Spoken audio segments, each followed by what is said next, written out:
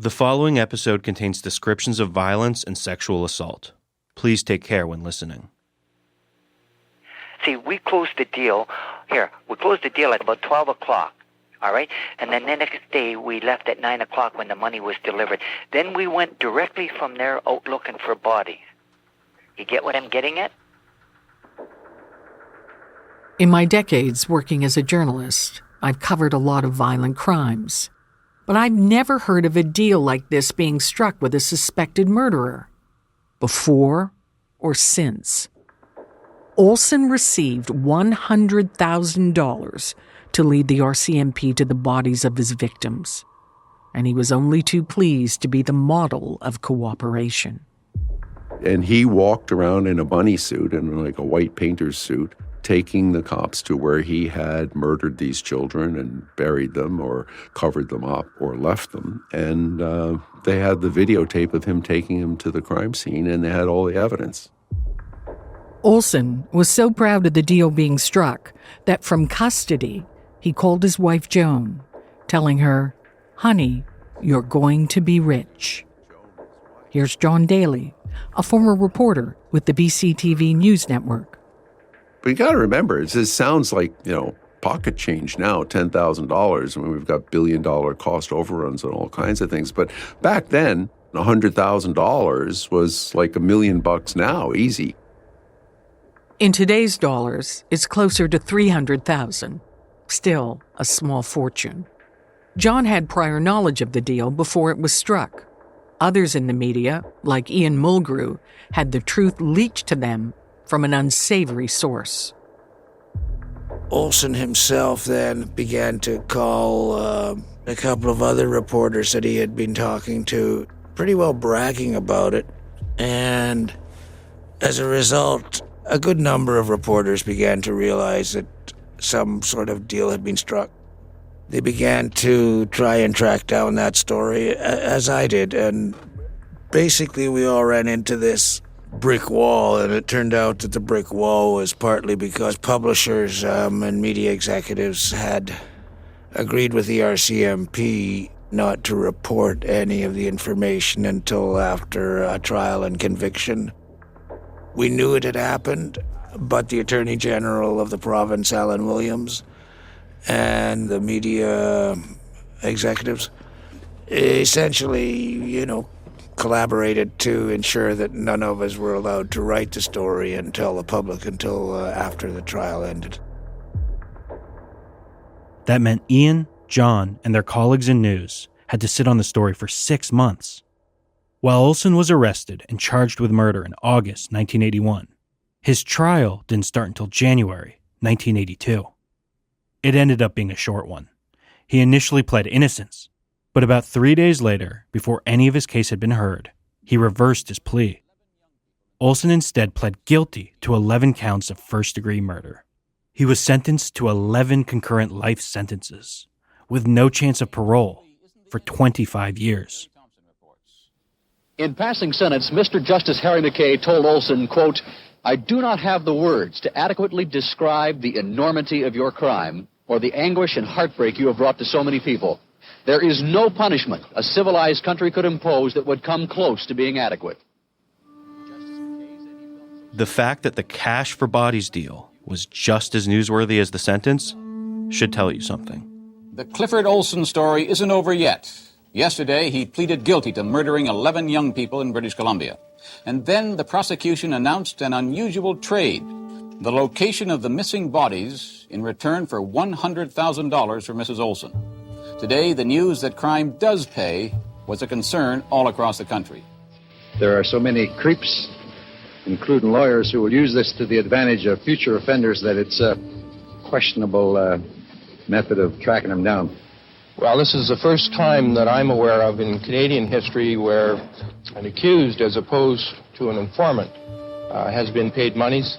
I think it's politically insane, and I personally do not approve of it.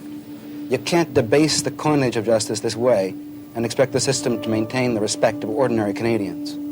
There's a risk in it from the other side that, to my mind, is even greater than that of the parents' harm and suffering. An itinerant parolee like Olson is never going to amass $100,000 in a lifetime. There's a real danger that he or others like him will conceive that this is a way to make murder profitable at the expense of Canadians. And it's very dangerous.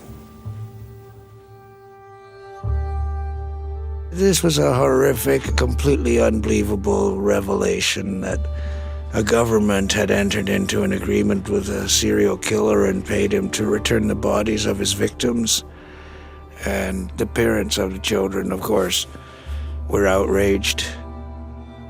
What kind of an explosion did it make, do you remember? What kind of explosion was Hiroshima or Nagasaki? This is Calls from a Killer from CBC's Uncover. I'm Arlene Bynon. And I'm Nathaniel Frum. This is Episode 4, Cash for Bodies.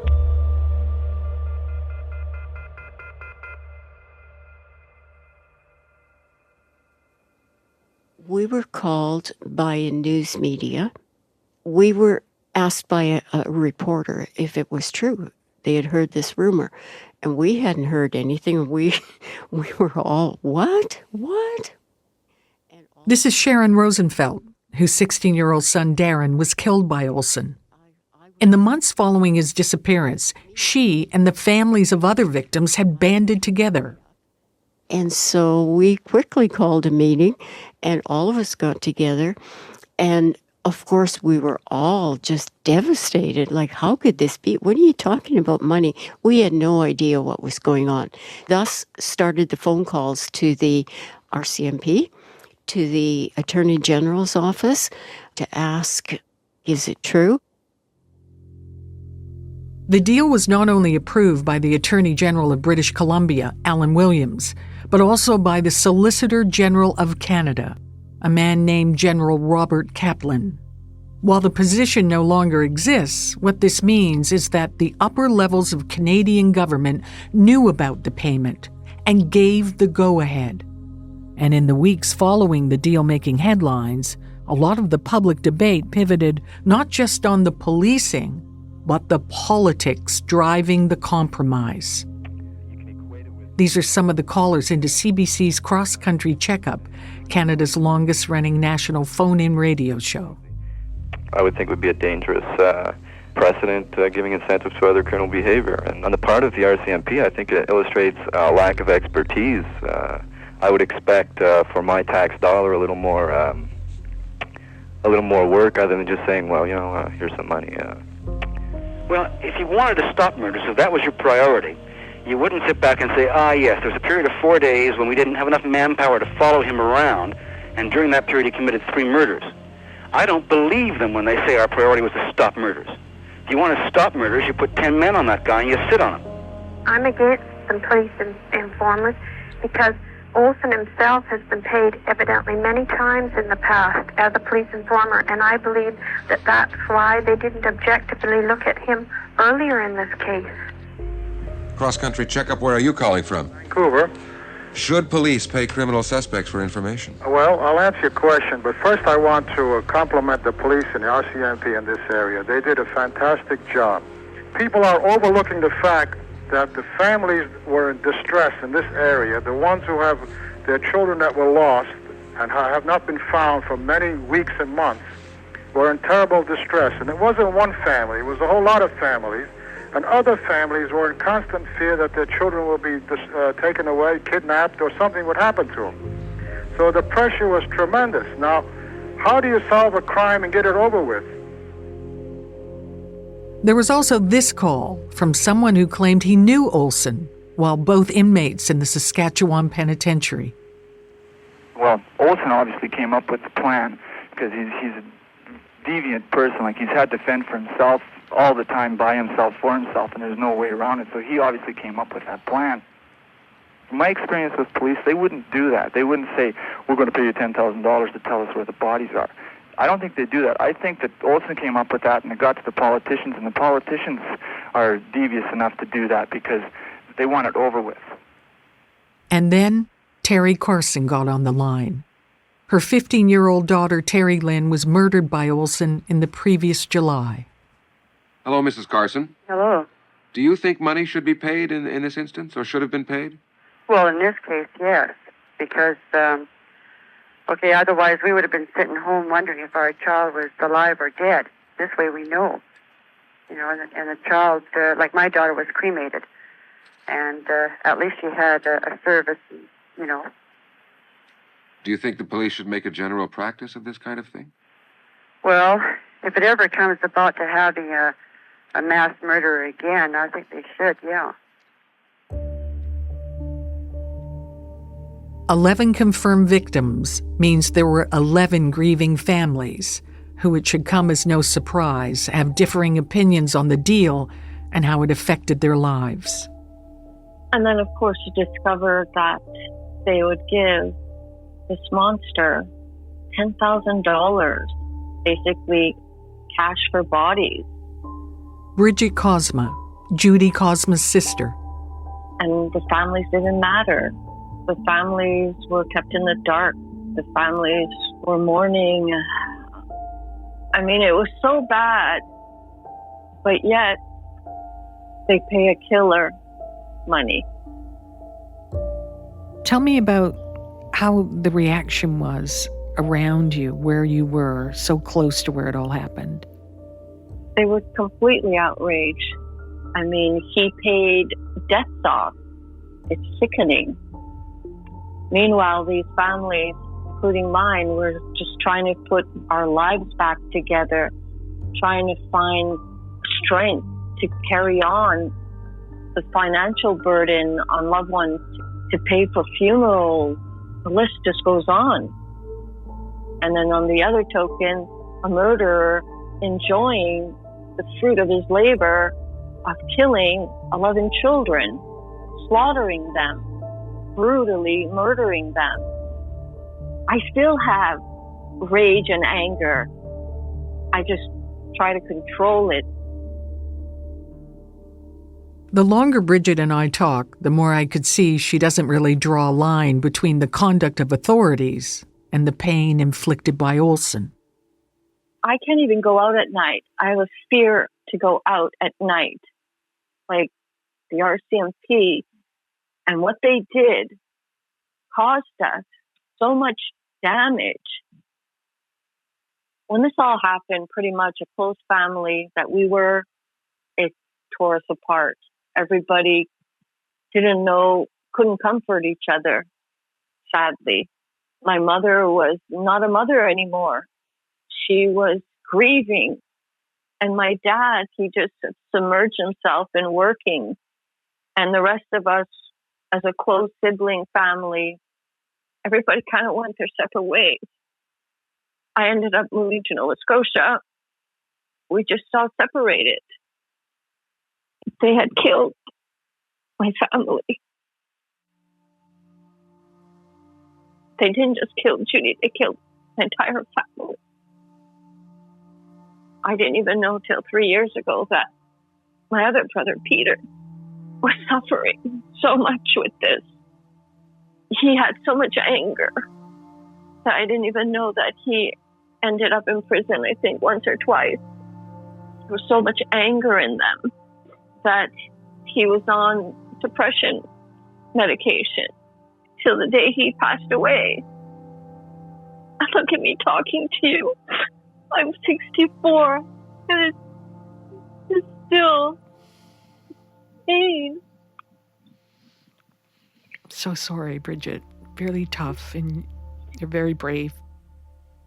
The only thing we know is that she was stabbed 19 times.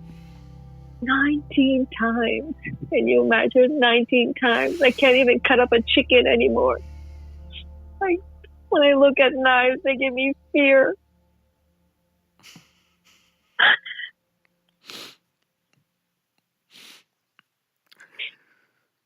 It's just... And they're just all forgotten.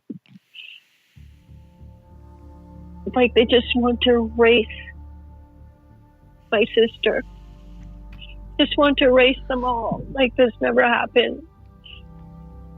It's part of history. Their mistakes. You just want to forget about it. we'll never forget. You know, Bridget, there's people hearing this story for the first time. What do you want them to know? that my sister's life mattered. She was a beautiful person. That her life was cut short. And I blame the RCMP for all this.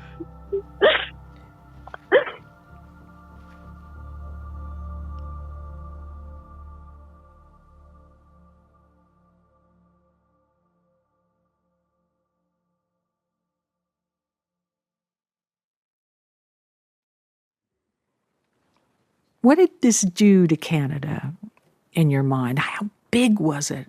And how much does it leave behind after all these years? Well, it was a monstrously large, shocking, horrible, painful story. And I think really what it did was it crashed the glass for Canadians, thinking that somehow we were in a bubble, we were protected from this kind of American violence. And that we had our own homegrown serial killer, child murderer right here under our noses. And, it went on for nearly a year, and it was unimaginably horrible, the things that he did to these children. And I think it took away our innocence.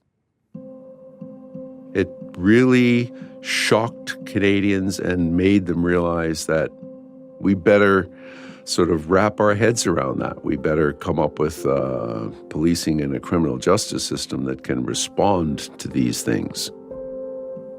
If my grandfather Pete had a more positive view of the RCMP, and Bridget Cosma's is the complete opposite, John Daly's is somewhere in between. There were a number of other detectives who really sort of threw everything they had at these crimes.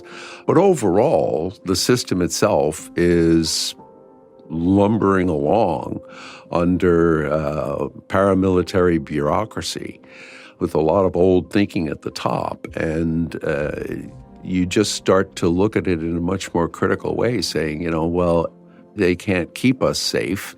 The bad guys are out there.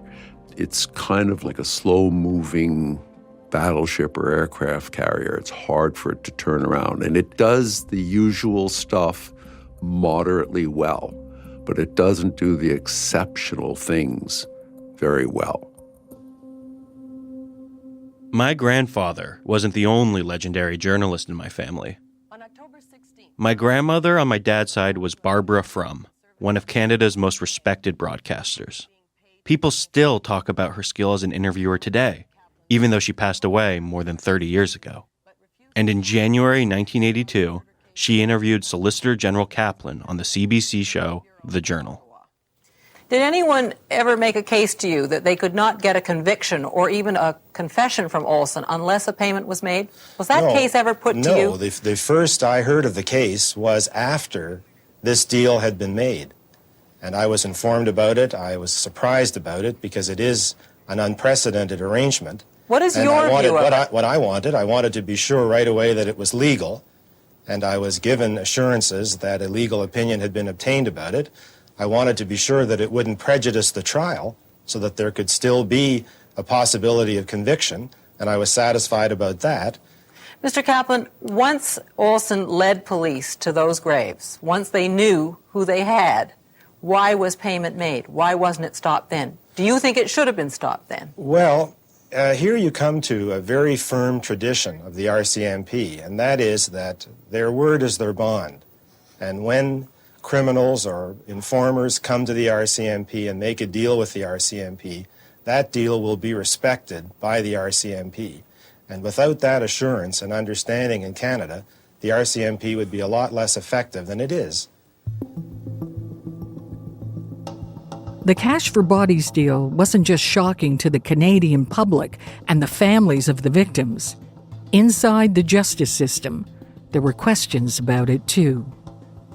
I can recall that I wasn't wildly enthused about paying him any money because I thought eventually I'll get this guy. He never stops talking. And John Hall was the Crown prosecutor in the Olson case. hand-selected by the BC Attorney General's office, he was the man in charge of making sure Olson was convicted. When John was handed the case, there was little direct evidence linking Olson to the murders.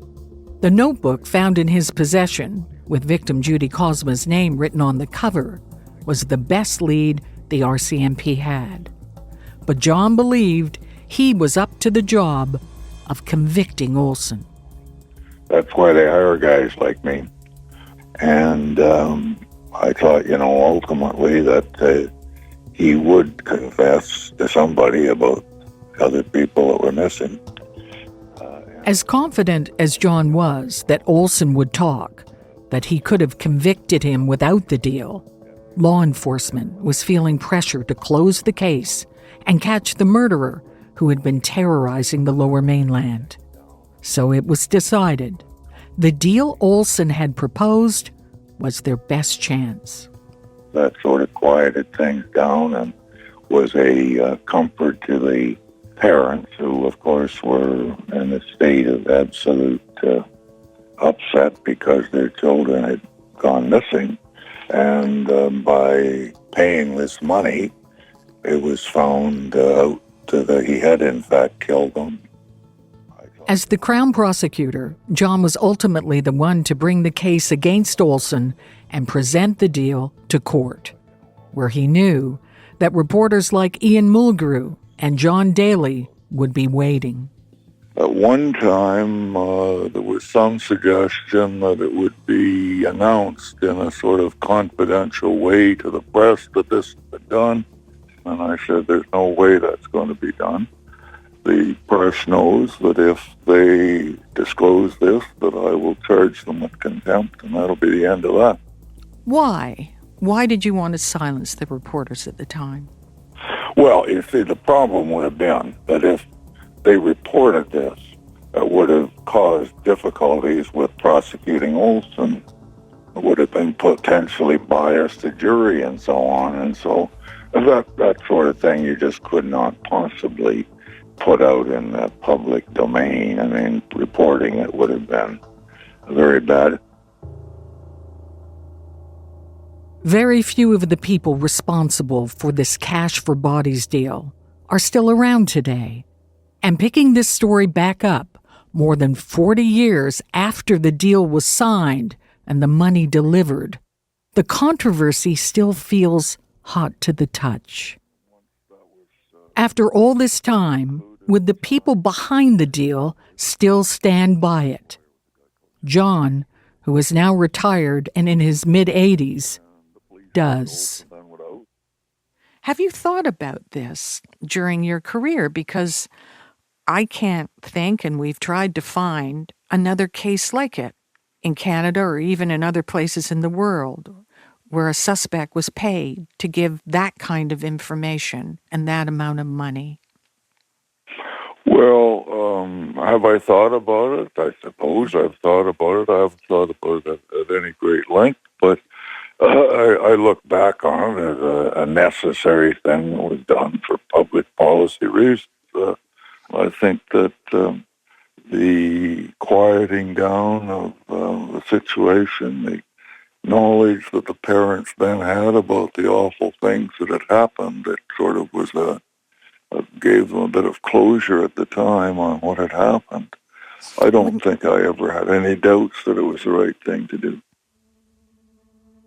When you say quietening down, was that part of this decision? The police were under a lot of pressure. There were children missing. Sure, they were under was that pressure. part of the it? The minister was under pressure, but it was, when I say quieted down, it was a way of getting information that would let the parents of the missing children know what had happened so that they weren't left in a state of, alarm, confusion, sadness, whatever it is. They then had at least information about the dreadful thing that had happened to these victims. Why do you think it's not been used again to offer a suspect money to give answers? Well, I think it's very bad thing to do to start thinking that we would offer money to people who commit murders to confess to murders. That's not the way that the world should operate. But remember that the Olson case was a bit of an one-off because of the high level of uncertainty and alarm. In most other cases, it would not be appropriate to pay the money to get information, and you just have to treat the Olson case as a rather unique circumstance.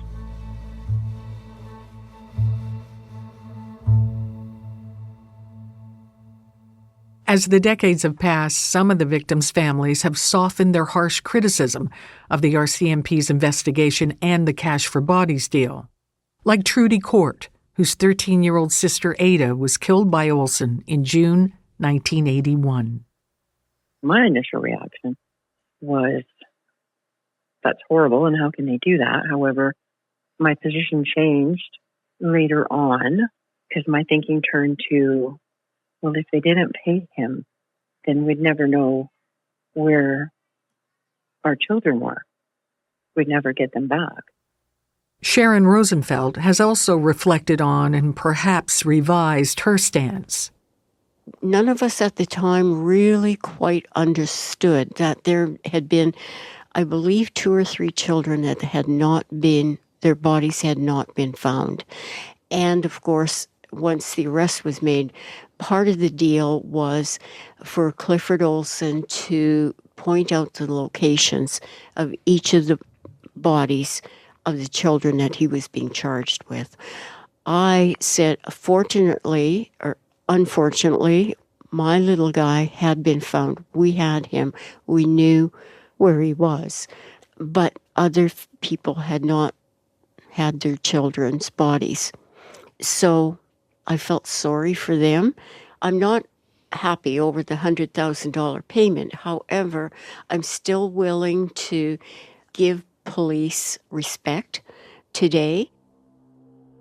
But you can still sense there are lingering memories of treatment so offensive that at the time it must have really felt like the authorities were at emotional war with the families who really just wanted answers.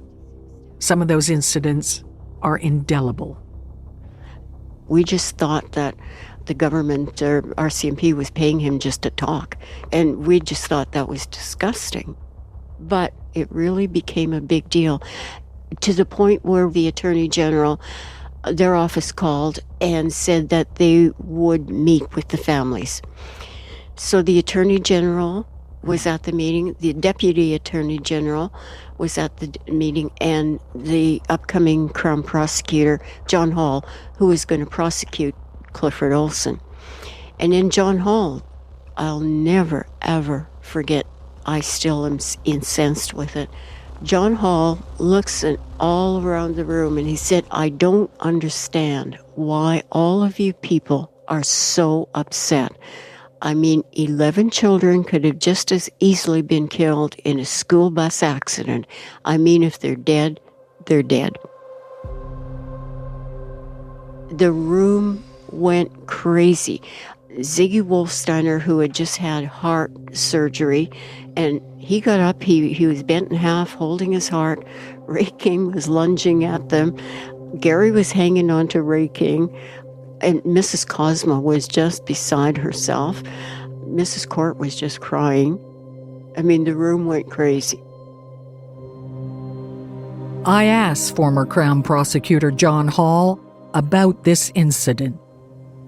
Do you remember a gathering where the families were there and you said, if they're dead, they're dead, and perhaps their children could have died in a bus crash? Do you remember that meeting? I don't think I ever said that or would ever have said that. It doesn't sound very sensible. Sharon Rosenfeld, who is the mother of one of the murdered boys, she said she remembers that meeting very carefully. And she said, you know, the families reacted quite demonstrably. They were upset. I recall going to a meeting And whether anybody said something like that to them at that time, I don't know, but I have no recollection. All I recall is that the families were, of course, justifiably very upset, and it was a difficult meeting for Alan Williams and the Deputy Attorney General. I tried to be as helpful to the families and let them know what I was doing as I could, but in the end of the day, I don't know that there's any real solace that one can answer or give to parents who suffered such awful losses as they suffered. The best thing that I could do was to simply convict this villain and put him out of circulation, and that's what we did. The thing I've never understood is, if Olson felt the RCMP had nothing on him, or at least so little that he had leverage to negotiate the deal, why did he agree to the cash for bodies deal? Was it to simply say he got one on the police? Was he just greedy, eager to go back to prison where he lived comfortably? Or was it, as he says, really to provide for his wife and child? I says, look, if you put $100,000 together, we'll work something out. And I says, and that money goes to Joan and my boy in a trust fund. And I put that whole thing together myself. At the time of Olson's conviction, Joan Olson, as she was then called, wasn't much more than a two-dimensional concept. A naive, probably foolish woman who didn't know her own husband was a monster, but who was with her son, reaping the rewards of his killing rampage as the beneficiary of the trust $100,000 was put into. And for that, in the eyes of those who detested the deal, Joan was also a villain. But was this truly her story? 10 years after her husband's case was closed, I'd find out.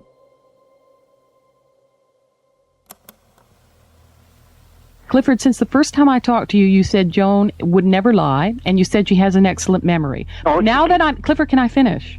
Now that I'm asking you some rather painful things... First of all, they're not painful things. Well, they seem painful because you're very angry with me, Let's Clifford. not get in a philosophical debate here, you know. Go ahead. Get on with your questions. This is the question that I want to ask you. Go ahead. Joan doesn't lie. Joan has a good memory, but everything I have asked you here today, Joan is either lying or has a bad memory. What do you think I'm going to think? That's next time on Calls from a Killer.